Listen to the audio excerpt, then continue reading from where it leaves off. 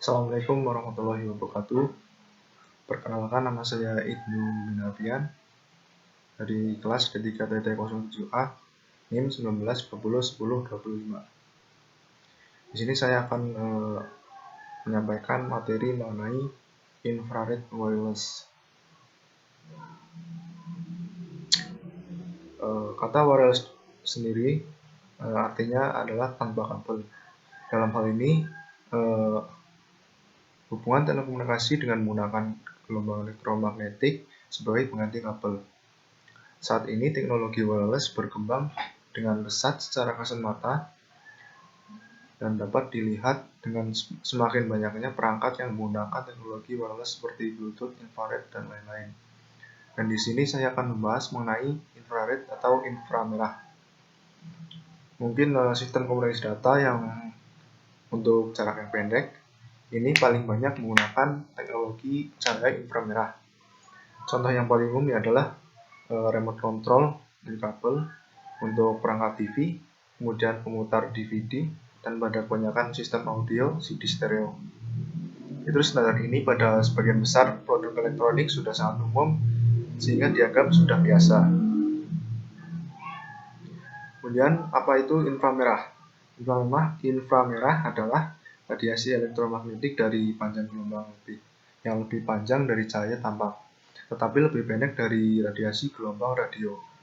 Radiasi inframerah memiliki jangkauan 3 orde dan memiliki panjang gelombang antara 700 nanometer dan 1 mm.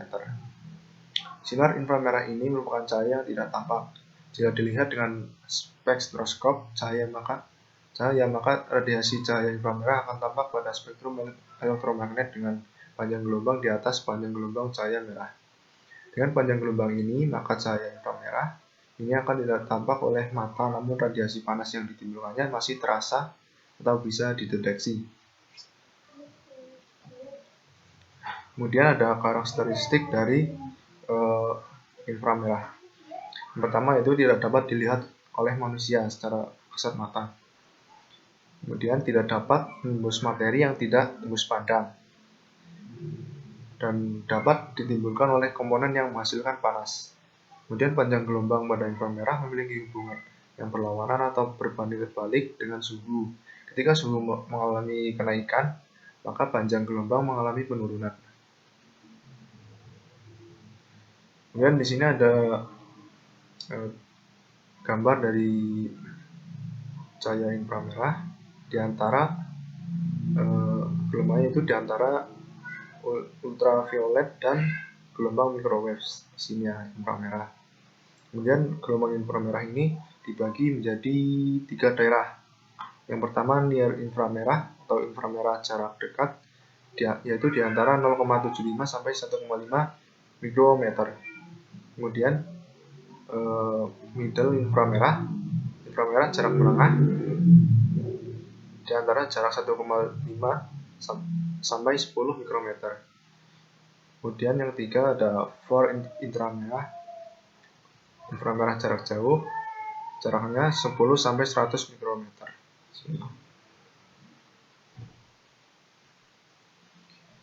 Kemudian ada prinsip kerja dari gelombang inframerah ini.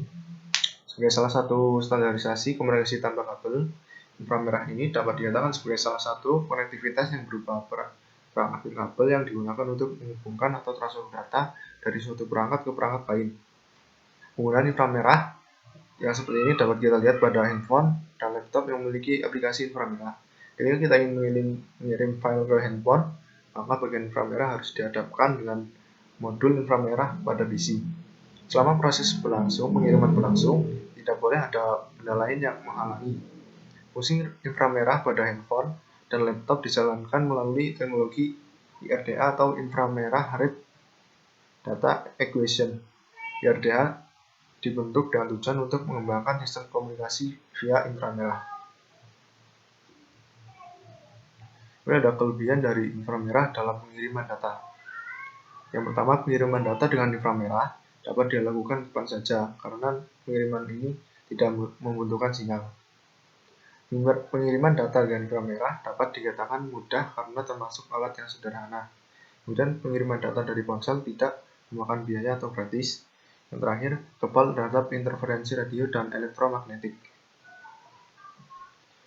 Kemudian ada kekurangan dari inframerah dalam pengiriman data. Yang pertama, pada pengiriman data dengan inframerah, kedua lubang inframerah harus berhadapan satu sama lain. Hal ini agak menyulitkan kita dalam transfer data karena caranya yang merepotkan. Kemudian inframerah sangat berbahaya bagi mata, sehingga jangan sekalipun sorotkan inframerah mengenai mata, karena sangat berbahaya.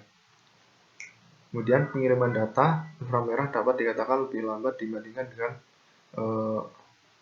dengan Bluetooth. Selanjutnya ada beberapa perangkat yang menggunakan teknologi inframerah. Yang pertama yaitu remote televisi. Cara kerjanya dengan memanfaatkan cahaya inframerah, kemudian inframerah dilakukan dengan dioda inframerah sebagai pemancar dan modul penerima inframerah sebagai penerimanya. Untuk jarak yang cukup jauh, kurang lebih 3-5 meter, pancaran data inframerah harus dimodulasikan terlebih dahulu untuk menghindari kerusakan data akibat noise.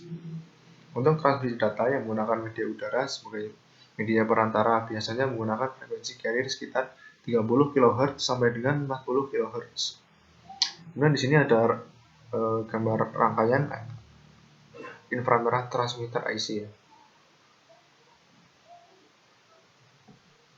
Pada prakteknya sinyal inframerah ini diterima intensitasnya sangat kecil, sehingga perlu dikuatkan.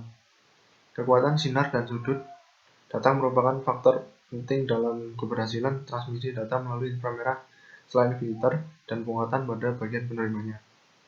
Selain itu, agar tidak terganggu oleh sinyal cahaya lain, maka sinyal listrik yang dihasilkan oleh sensor inframerah harus difilter pada frekuensi sinyal carrier yaitu pada 30 kHz sampai 40 kHz.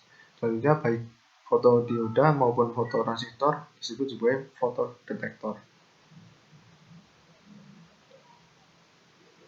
Kemudian perangkat kedua yaitu ada PIR yang menggunakan cahaya inframerah. PIR yaitu Passive Infrared Receiver, merupakan sebuah sensor berbasis inframerah, tetapi tidak seperti sensor infrared kebanyakan yang terdiri dari IR LED dan fototransistor. PIR tidak memancarkan apapun seperti IR LED. Sesuai dengan namanya pasif, sensor ini hanya merespon energi dari pancaran sinar inframerah pasif yang dimiliki oleh setiap benda yang terdeteksi olehnya. Benda yang bisa dideteksi oleh sensor ini biasanya adalah tubuh manusia. Kemudian ada kesimpulan. Jadi kesimpulannya, inframerah ini sangat berguna dalam kehidupan sehari-hari, khususnya dalam pembuatan teleskop tata surya, sebagai alat mendeteksi suhu badan, sebagai sarana pengiriman data dari suatu perangkat ke perangkat lainnya.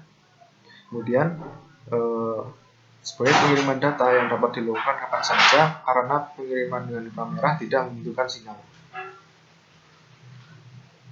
Dan saran untuk inframerah sebagai alat untuk transfer data jarak sangat berpengaruh, karena apabila jarak semakin jauh maka proses pengiriman data akan semakin jauh pula.